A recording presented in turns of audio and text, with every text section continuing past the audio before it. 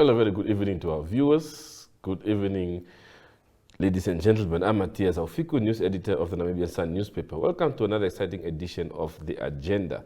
Well, winter is upon us. It's icy conditions, but I'm sure we're all keeping up warm. And I hope tonight's discussion will warm you up and keep you intrigued and informed, as well as entertained. Well, I'm joined tonight in the studio by very formidable and knowledgeable personalities. Ms. Zoe Titus, she's the director for Namibia Media Trust. Welcome, ma'am. Thank you very much, and welcome to all the viewers. Good evening to all the viewers.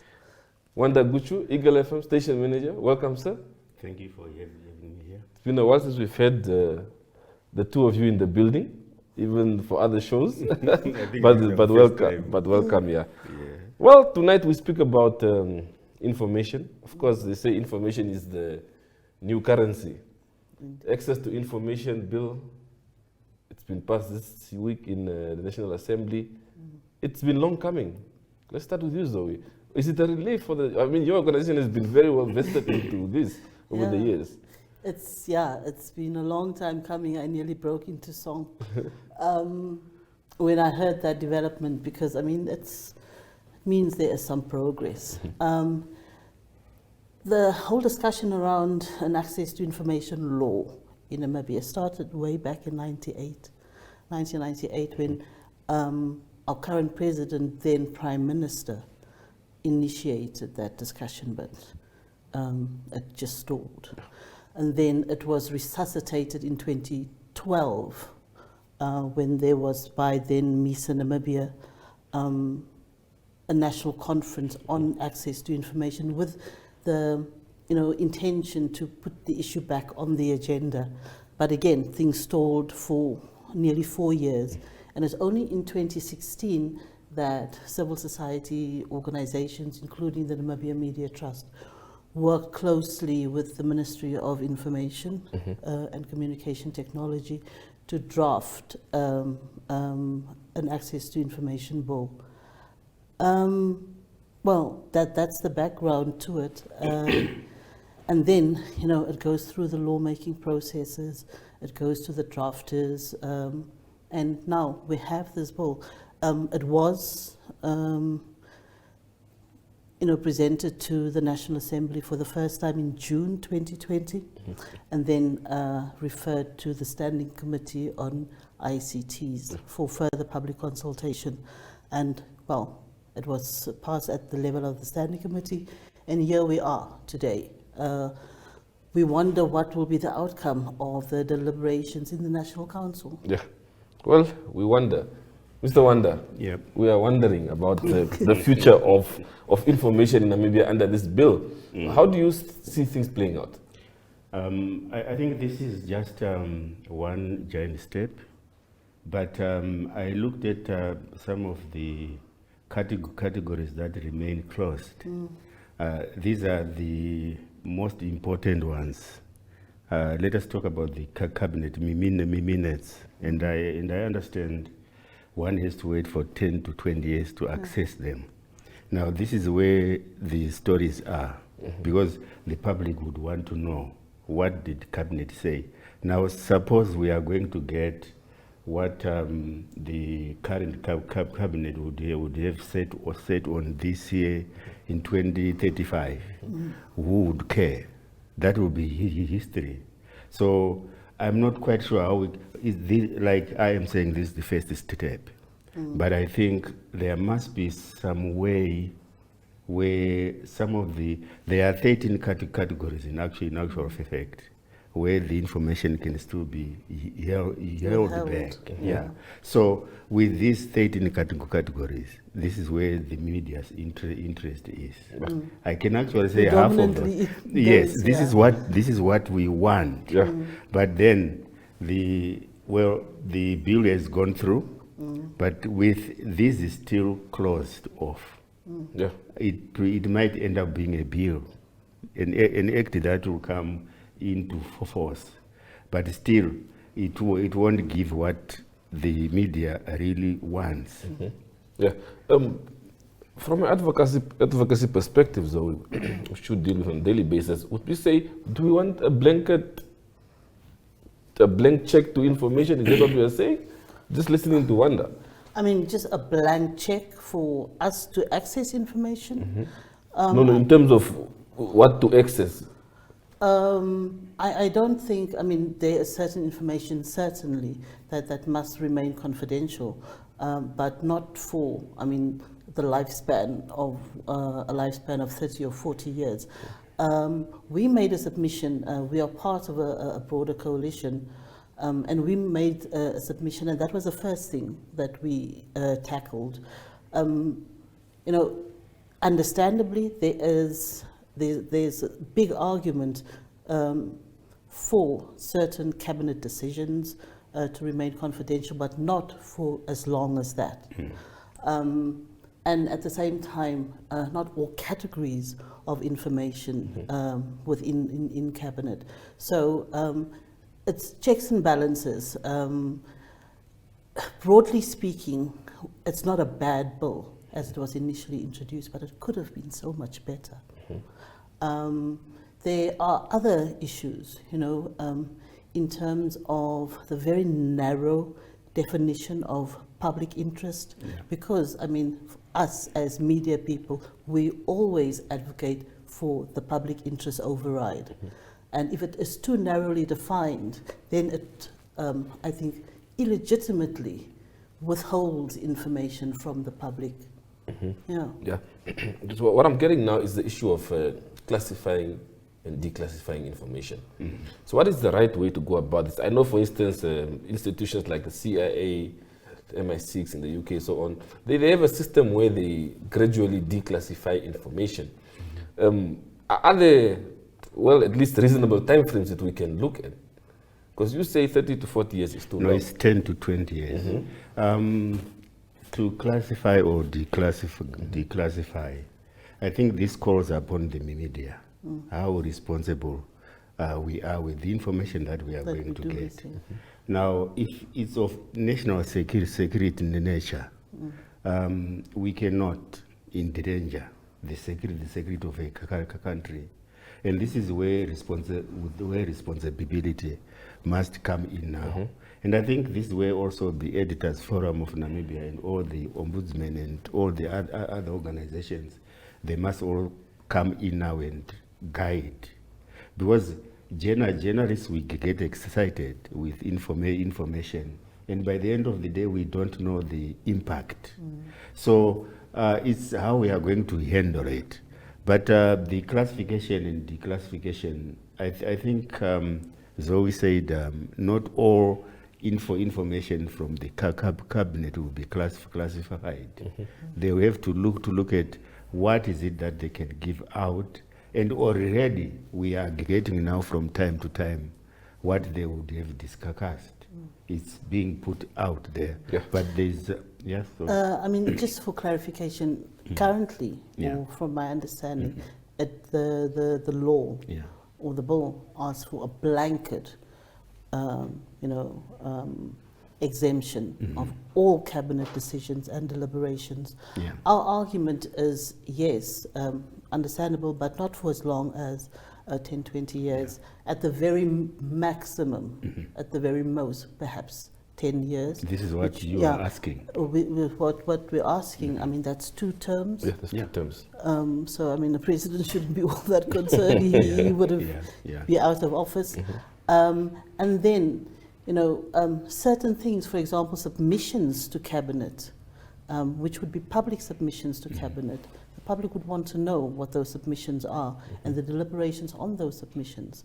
So, I mean, I think one needs to interrogate a little more how that clause is structured and where, you should take away and make some compromises. Because, I mean, in advocacy policy and in media policy, in any policy, it is a matter of negotiation. I know you spoke about the responsibility and the onus that's lying on media houses and journalists. We've over the years operated with a self-regulation type of model. Would you say, in hindsight, that we can be responsible enough? I believe so. I believe so, because so far people get information. If I may use the story you guys heard at the Patriot of the Army, that was asking for accountability. So there was nothing wrong in covering that story.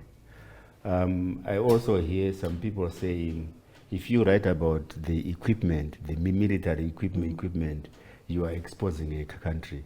But also that would depend on how you are framing that story. But so far, the responsibility has been there, where the balances and checks, we have been checking out whether that story is still within what is acceptable.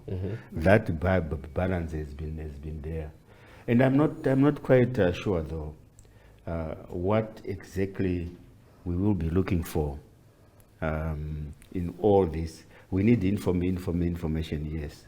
And I was looking at the category where an entity will refuse to give information basing on public interest. Now I was thinking, public interest, can it be broken down? Can they be specific? What is it? And in whose interest exactly? Because if we just say the public, what might be of interest to me may not be of interest to someone. Person. Yes. Yeah. So whose interest? And I'm not quite sure whether there's anything that can be done now, or it's water under the bridge, where we cannot go back. Maybe there will be an amendment coming where people will then start saying, but we have got this, it's not clear. Yeah. We have got this, it's not clear. Just to argue public interest, it's broad. Yeah. Why can't it be broken down? Whose interest? Is it the country's interest? Is it the member of parliament's interest? The cabinet, the work for the workforce? Whose? I think if that can be broken down for people to really get to understand what it is, then I think we will be in a position to know which information we can, how to handle the information that we get. Yeah, of course. I think that is probably going to be more of a legal argument further down the line. Yeah. I mean, in terms of analyzing this and breaking it down further, I have some confidence in the National Council. I mean, they've sent before, sent, legislation back and said, fix this and, amend here and there. So I think strategically engage that platform. Yeah. Yeah. Of course, over the years, we've, of course, it will be with the National Council, but we've had over the years good policies, good laws, but the implementation thereof has always been a challenge. Yes, very good legislation that lie on the shelf for many, many years. So how do we ensure then, let's say from a trust perspective, also from the media's perspective, and the general public, which the media serves eventually, how do you then ensure that once this is through Parliament, through the entire parliamentary system, it's implemented without fail, and we don't wait for another 20 years for it to come into force? Well, just to highlight one thing, I mean, these laws don't operate in a vacuum. This access to information law would, for example, be operating in a broader framework where laws like the Witness Protection Act and the Whistleblower Protection Act also come into play. And unfortunately, those were passed in 2017 and have yet not been operationalized. And I think it's a real concern, especially in a country where the media is reporting consistently on corrupt practices. So, I mean, if whistleblowers don't have that protection, I mean, there's no no motivation for people, to blow the whistle on wrongdoing. What is going to happen here is that the law will be promulgated, hopefully, and then regulations will be developed, and then we have to ensure that a budget is made available. And considering the current financial situation, Parliament may legitimately say that there's no money to implement this, because, I mean, there is an infrastructure that comes with this law, an infrastructure that asks for information officers, an information commissioner and support staff. But I think I was at a conference on Wednesday. Yeah, Wednesday.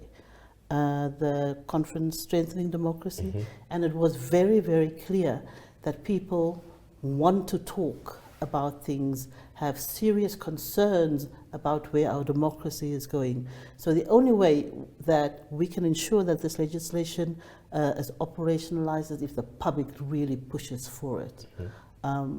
And we have had situations where, I mean, generally civil society, the broader public, have effected change. So, unfortunately, access to information at its core is about a push and pull. It's a demand side issue. And the demand is there. People must express themselves on this demand. Okay, Wanda, well, once it becomes law, it won't work in isolation.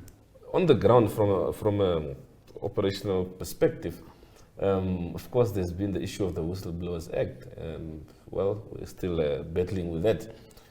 Do you think that there is a genuine feel from the public to come to the fore and provide information, whether it's to media houses or to the police authority, but because of the absence of this key legislation, it's just a hurdle for them? Yeah, people do come forward, and most of the investigative journalists in this country, the information and the stories that they write, they don't create them. Somebody tips them off, a document here and a document there, a WhatsApp message here and a WhatsApp message there. Now people are doing it, right? But there is fear, yes. There is fear that if you are a police officer, for example, and you tip off a journalist and you are caught, I'm not quite sure whether there will be protection there if this bill comes into effect, or there are other this bill does not support any kind of whistleblowing activity. That's when the others must come through. That's where the others must come through. And I mean, this is now bringing things into context where the concern is about the SIM card registration, because I mean, I've got an 0811 number, so I mean, my details are already there and my data is already there, and it is accessible already. But it's for those that don't have, you know, the 0811 number, where a name is now going to be attached and data stored. So the storage of that data and the connection to the individual, that is really the problem. And that is a even now greater deterrent for people to use technology, because with technology, you know, you've got your digital footprint. So we go back to the old ways of communicating. Before you come in, because the question that you are asking me also speaks about trust. Because for someone to approach you with a story, they must have trust to say you will keep their names anonymous. But again, it also brings me to this thing where, according to this bill, unless it has been changed, the president will have to appoint a commissioner. Wanda, before we get to that, we will discuss that in the next segment. We'll just because go for a it's short about break. Trust. We'll just go for a short break and we'll be back to continue this discussion. All right.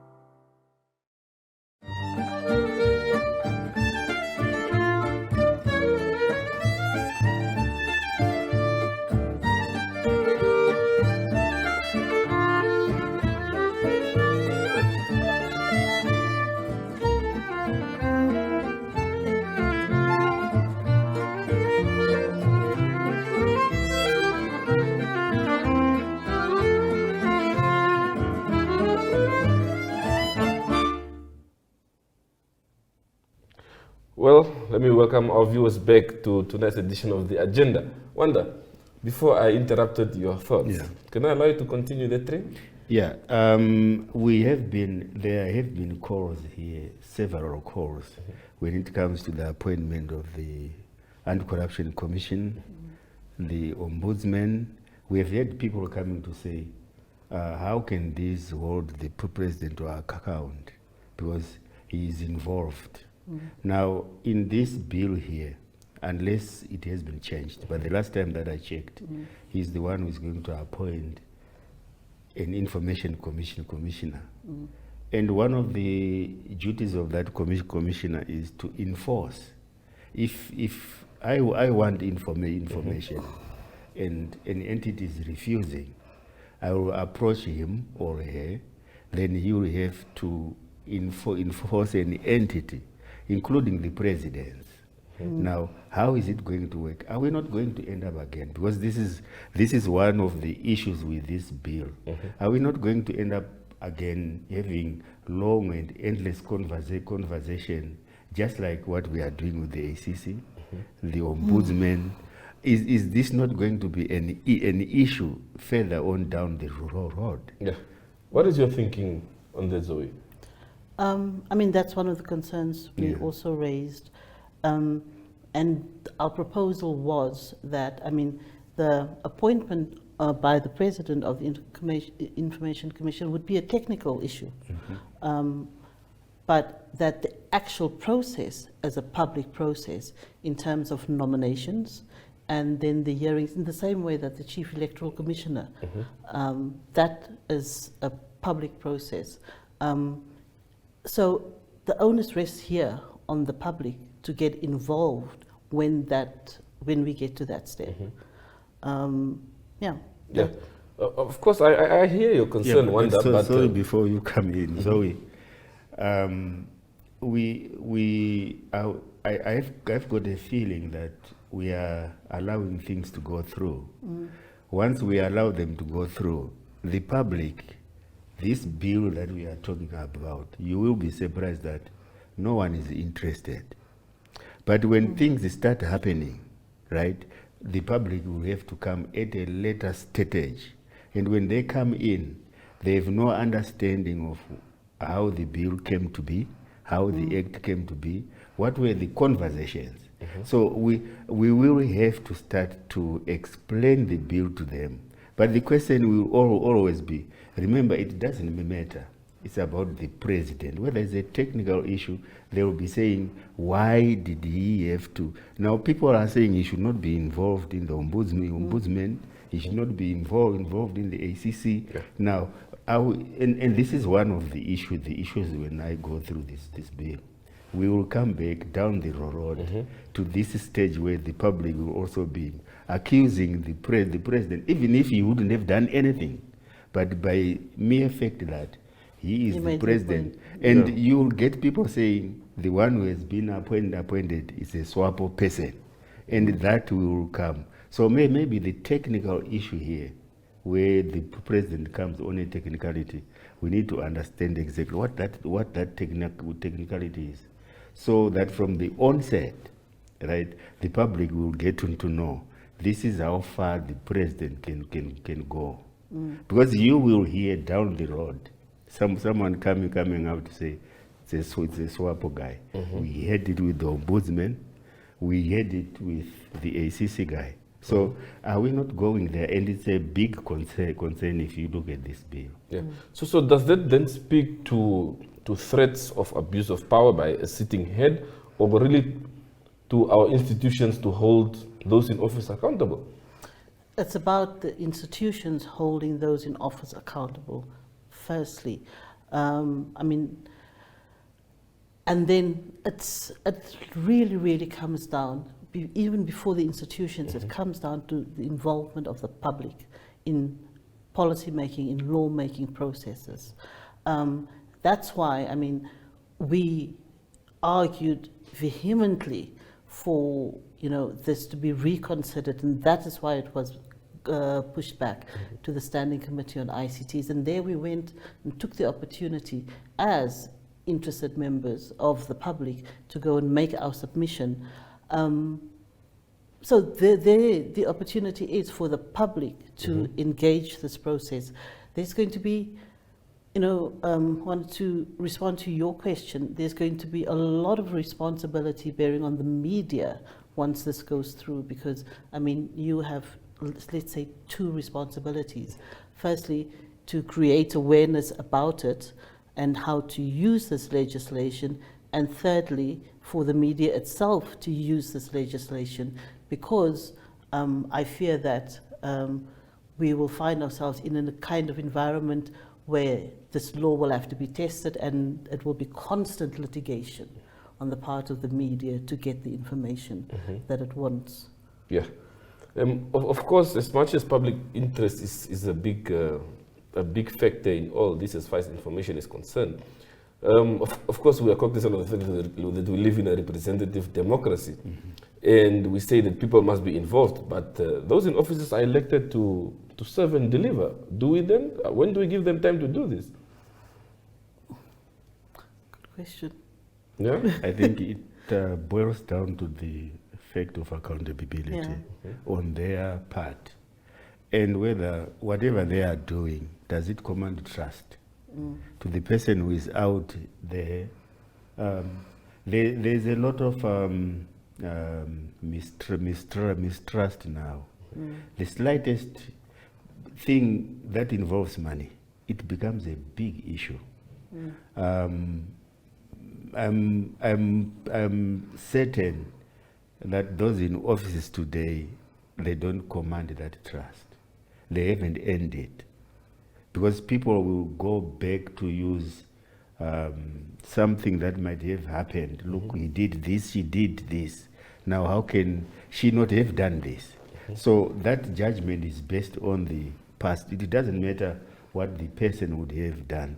But even if they are trying to do what is right, the public's opinion is, no, they cannot do what is right now, because this is what they did in the past. Yeah. So it needs those who are in office to work towards earning back the trust. As long as there's no trust, even this bill that we are discussing, it might become a law. But to what end? To what end? Yeah. Of course, though, the trust predominantly also works very closely to those on the ground who will feel the impact of this law once it becomes law. What would you say over the years, in your experience, what really caused this mistrust as far as the common men and women on the ground is concerned towards those they've elected to lead the country? I mean, if you, for example, look at, the Afrobarometer data and research surveys, I mean, trust in institutions, in public institutions, is probably at its lowest level right now. And also trust in the media, unfortunately. Unfortunately, yeah. So, I mean, there's need for accountability on the part of the media and on the part of the public, of public officials. I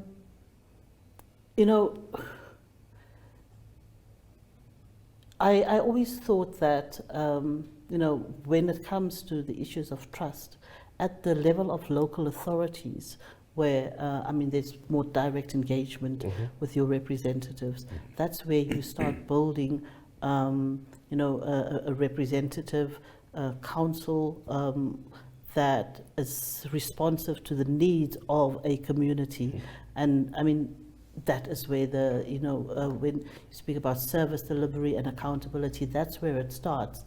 But one gets the impression now that getting into public office is not really about serving your community or constituency. I mean, it's also part of the structure of our electoral system. Yeah. It's not about serving your community. It's about, firstly, your loyalty to the party and what you will benefit once you are in office from your loyalty to the party. Yeah. Well, the public that the media claims to serve, the trust levels are also very low. Yes and no. What I've come to understand with the public, most people just hear something being spoken about. So the last comment is what they go with. Look at the Ramaphosa issue, for example. Someone will call in and say, we want to know how these guys knew how the money was at the farm. But that information is available. Now, you then have to start to explain. So part of the public, this is a yes and a no kind of thing. There are those who go out to find information and they get to learn. And there are those who rely on a comment from another person who would have commented. That's when you get the whole discussion going the other way. But the media would have gotten it right? But people, and the public should be informed. I don't want to use the word educated. We need us as the media to inform them correctly, right? To give them correct information, and we need to start with this bill. If we talk about the 2019 issue, the Electoral Act, even political parties were not aware that there is a clause that says if you are a public servant, you are not supposed to run for political office. Now, look at what happened to the PDDM. They were not aware. So if the politicians, people who sit in parliament are not aware of changes, so can we expect the public out there to know and then trust the media? The media in this country, I must say, information is coming, but how many people access it? And if they access it, do they understand the implications? I mean, I think that the media is very robust in trying to facilitate an understanding of issues, providing sound and solid analysis, because that is increasingly the role now of the media. So, I mean, we are also living in the digital age where we are dealing with, social media platforms, and the misinformation and disinformation circulating there is, I mean, it's very detrimental to the work that the media is trying to do. But I have an issue because most of the guys in the media, they feed off that raw and so can the two coexist? Yes, they feed off social media, and then they perpetuate exactly the same thoughts, the misinformation, and this is exactly where newspapers, TVs, radios. This is where we must come in now to clear the air, regardless of what people on social media say. I think that's how we can end the trust back. I was listening on Friday to the Home Affairs Minister saying bluntly that you must take with a pinch of salt what you read in the newspapers and what you read on social media, and I think that was cutting too deep. Right? The newspapers, how people interpret these stories, it's not up to us, right? But the story will be sitting there. The interpretations, we leave those to the people. But for him to say, you must take it with a pinch of salt, it's cutting too far deep. Of course, speaking about the digital trends, would you say the bill encompasses for it? Does it consider where we are going as a society as far as digitalization is concerned? That's the other issue. We in terms of legislation, we always play a catch-up game. By the time this actually comes into law, we may need another law to just deal with the digital information. But it does, to an extent, speak to that. My concern, though, is that a lot of the information that people may seek may actually not be available, or available in the format that is relevant and valuable to them. a very good and positive thing, as I mean, the law does make available a provision for people with disabilities, and in that sense, I mean, someone with hearing impairment or sight impairment, that information must be provided in a manner that is valuable to that person. So that's a good thing. But can it actually be delivered? We'll see. Yeah, before you continue with the digitalization, just gather your thoughts after the break, and I'll allow you to share with us your thoughts on that. To our viewers, we're going for a short break, and we'll be back to continue this insightful discussion.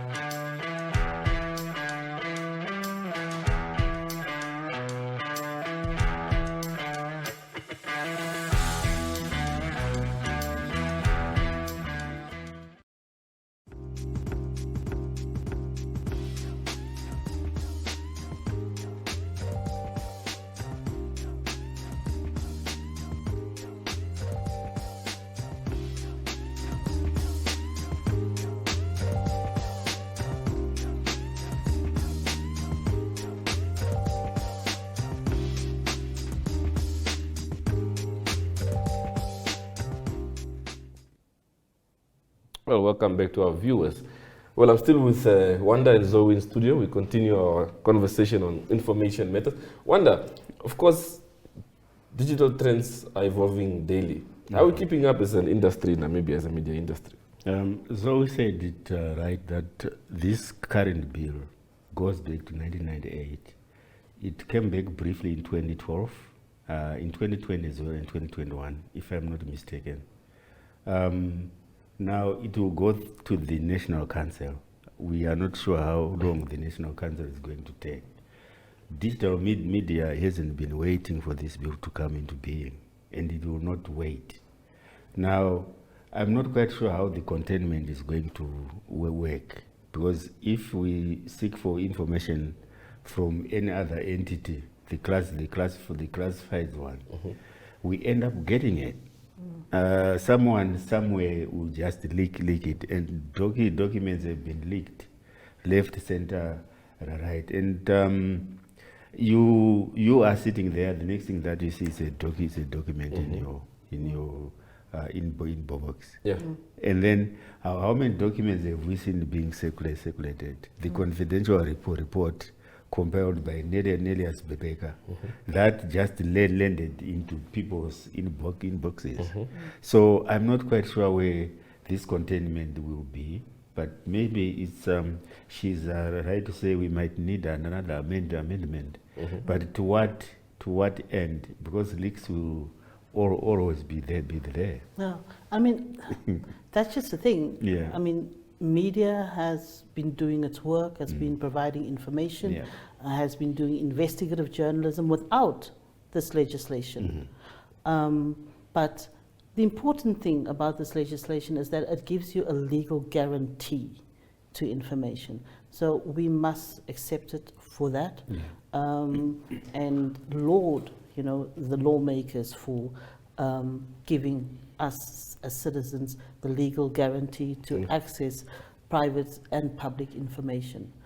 In terms of technological trends, I mean, we just can't keep up. And it's moving on a daily basis. And as media, I mean, as the media itself, we don't know how, I mean, the kind of format of information and now news dissemination is going to happen 5 years from now. So we'll all have to wait and see and learn as we go along. But, in terms of issues of artificial intelligence, machine learning, those are things that are yet to be introduced in our newsrooms, which could eventually, if these are introduced in, let's say, in the judiciary, in the the health sector could make information more readily available and document and screen information. Yeah. So, I mean, I think all around technology can be helpful and facilitate access to information. Yeah. And of course, just a side note, Wanda, for how long have you been involved in the media industry?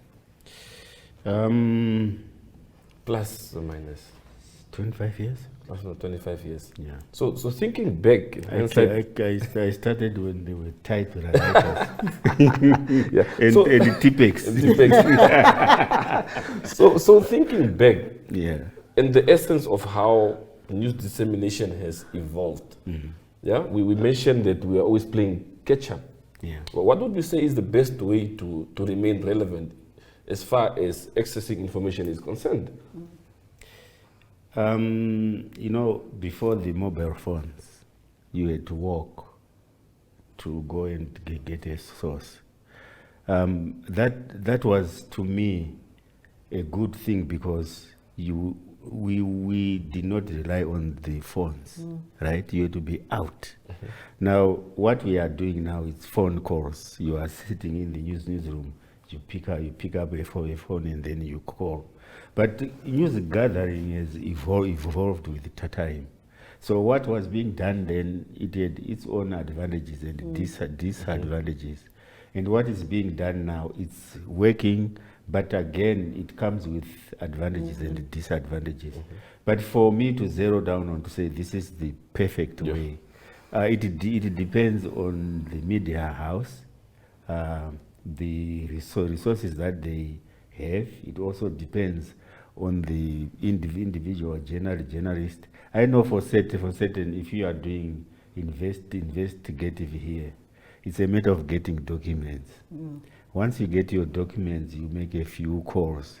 Now, the story about the vice president's farm, I thought one should have gone there to see how the farm is like, and then you couple that with the documents. Ask the workers. But because of resources, we can't. So you need to rely on the documents. But again, it all depends on how far a media house would want to take their stories. So we cannot be say this is the perfect way or this is the way it should be done. It depends on how creative people are. Yeah. Zoe, what is your take on that? I think it's about audience engagement, to be close to your audience, your listeners, your viewers, and having an understanding of their needs and what is on the ground, because that is where your information is going to come from. That is also how you develop that trust, by really understanding the information needs, and they are broad and diverse. So that would be my response. Yeah. I've not heard any of you touch on the issue of security. I know we before we went for the break, or while we were on the break, we spoke briefly about the efficiency of CRAN and ensuring this comes into effect and so on. Of course, there's now the SIM card registration drive, and some people also feel that perhaps this would give those in power rights to infringe on the privacy of not just private citizens, media houses certainly also as well. So how do you think this legislation should speak to all those factors that will eventually culminate into a law that should be abided by those in the country? By security, is it about the journalist security? Well, be it journalists, you mentioned that in the past you had to walk, now you have to do phone calls. Yeah, look, I don't think there is anything new that will be done that's not being done now. And if we want to be honest, phones are tapped. Yeah, we need to be very honest. But this is putting it into a law, right? But they are tapped, right? That information may not be made available, but people will know. Monitored. Yes, they know where you are, what you are doing, who you are with. Now, this phone has got a location. right? So it doesn't matter. People know, but what is being done here is to say register it, and because now no one can release any information that you would have shared, you will then have to take MTC to task. How did this information go out? But if it becomes law, then there's ground to say, to go to the courts. We want to access these records. Yeah. Yeah.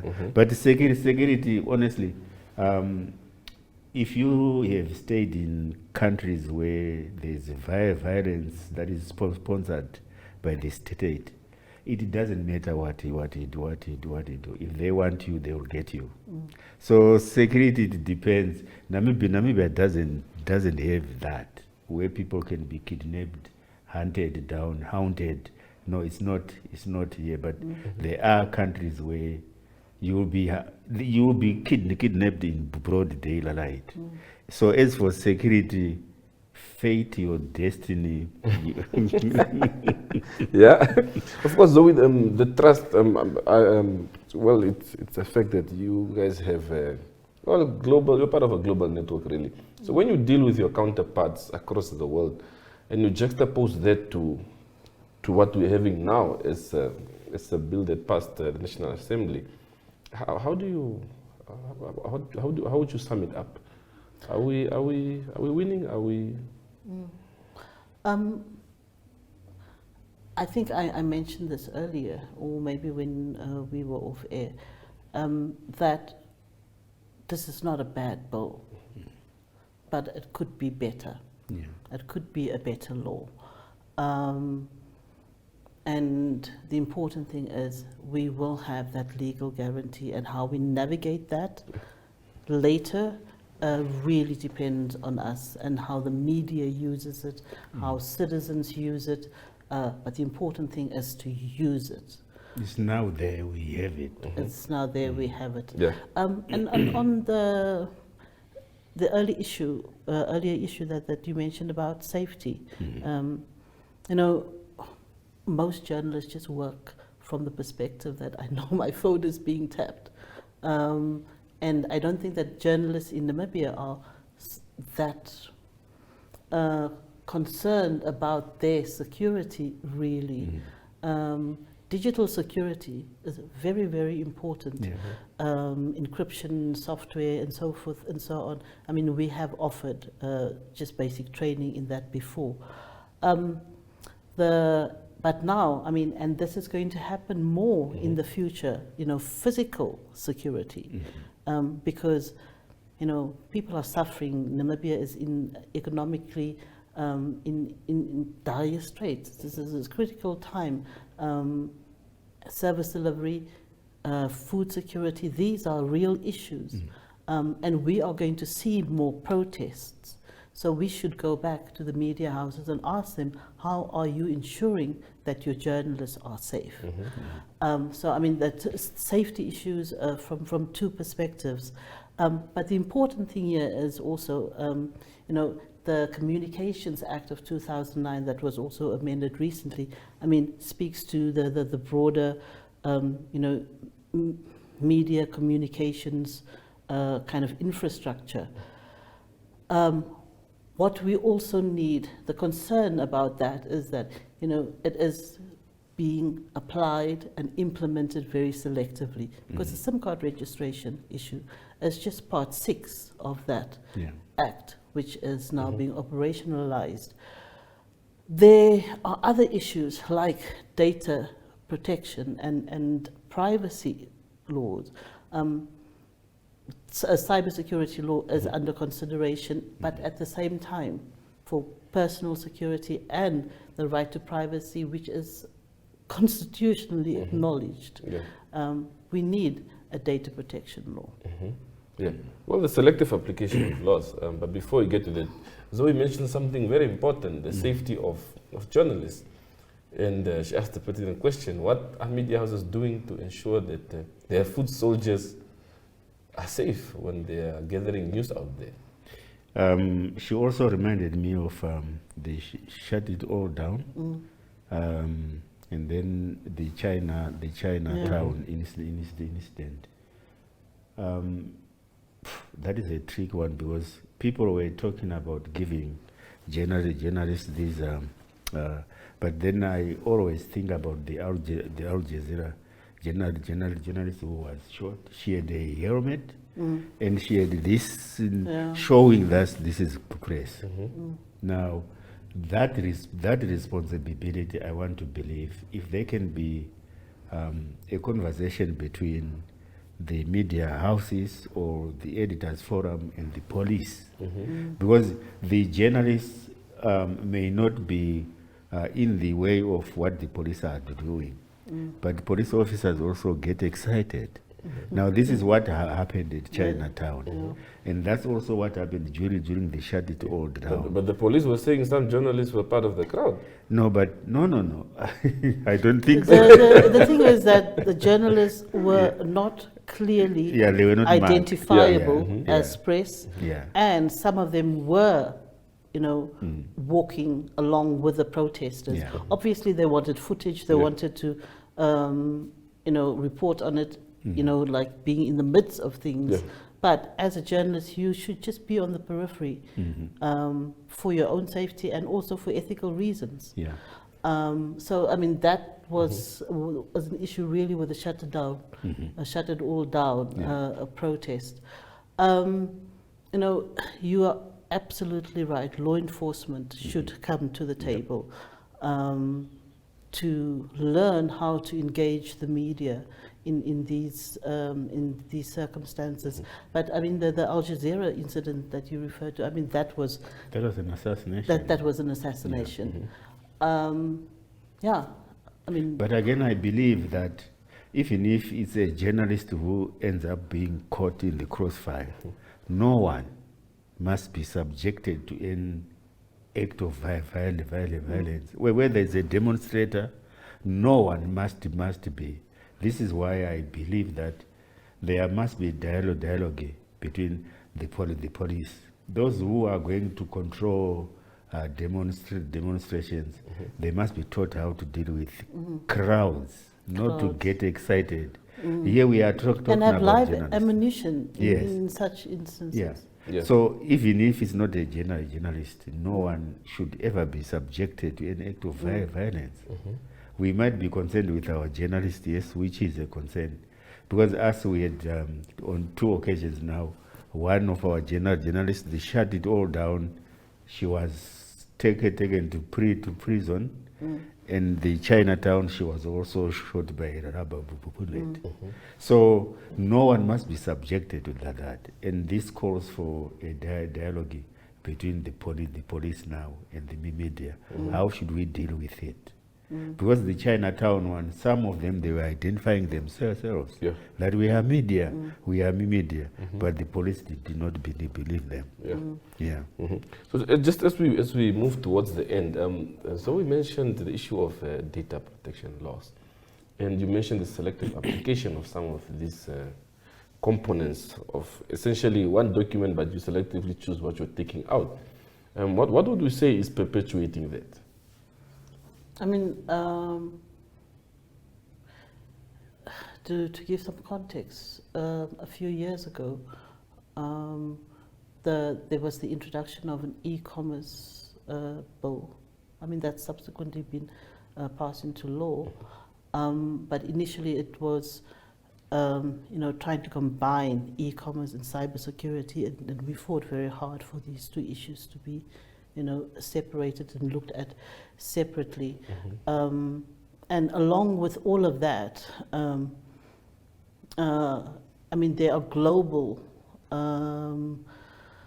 requirements that governments must conform with. I know South Africa at the moment is under some pressure to pass, I think, some legislation also related to data and security in terms of national banking systems. So it's trying to keep up with the global trends and global commerce and ITU regulations and so forth and so on, and that's why certain laws are probably given prominence also, I mean, we are also part of SADC, and SADC has its model laws for cybersecurity, data protection, and so forth, which ideally would be the template that it would want to be introduced in all SADC countries. So, I mean, there is also pressure from the side of SADC for all member states to pass that legislation. But for us in the advocacy and civil society space, we understand and appreciate that there's need for security, because all our information is online now and is accessible, and people can be hacked, and you know, there are dire consequences for individuals. But all of these laws must also be implemented from a human rights perspective, and understanding and in line with democratic values. Yeah. So, yeah. Wanda? Yeah. Any comment on that? No, on that one, I'm not quite sure how the implementation can be done now, because these are shadowy figures. I've actually seen some newspapers here, we struggle. People using our logos, for example. They can take the original picture on your story, then they have to superimpose on their own text, but the logo remains your logo, and you need to explain that to people. That this is a fake. Don't believe it. So I'm not quite sure if this thing if the SIM cards are going to be registered. I'm not privy to whether this will be able to assist in tracing. Because I've seen the Namibian also had that, and we also have that issue in the Sun also, where then you are wondering, for us at Iglu FM, just on Wednesday, the Vice Prime Minister, the International Relations Minister's picture was there, and an audio playing with our logo. So someone who doesn't understand, they will then have to take that for the truth, which is not. So I'm not quite sure whether the SIM card thing, and also I don't think that the SIM card registration issue would really you know, help in that respect. But you know, everyone has a digital footprint, and if you really want to find out, I'm sure that there are ways and means to find out who posted that. But this is the concern, and that's why we really need to look more closely at, you know, human rights issues in a digital world, because I mean, social media has changed the course of elections. So I don't know if we in Namibia are as advanced to be able to really determine that, and Well, Zoe, Wanda, thank you very much for your time tonight. Thank you for having me. A very enlightening conversation. Thank you very much. And to our viewers, thank you for joining us tonight. Have a pleasant evening. See you next week, same time, same place.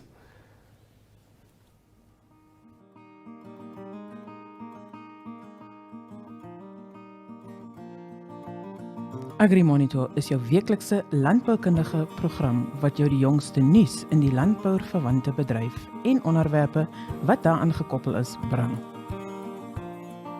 Vir enige advertensie of nuusverwante navrae, kontak agrimonitor@synergy.com.na.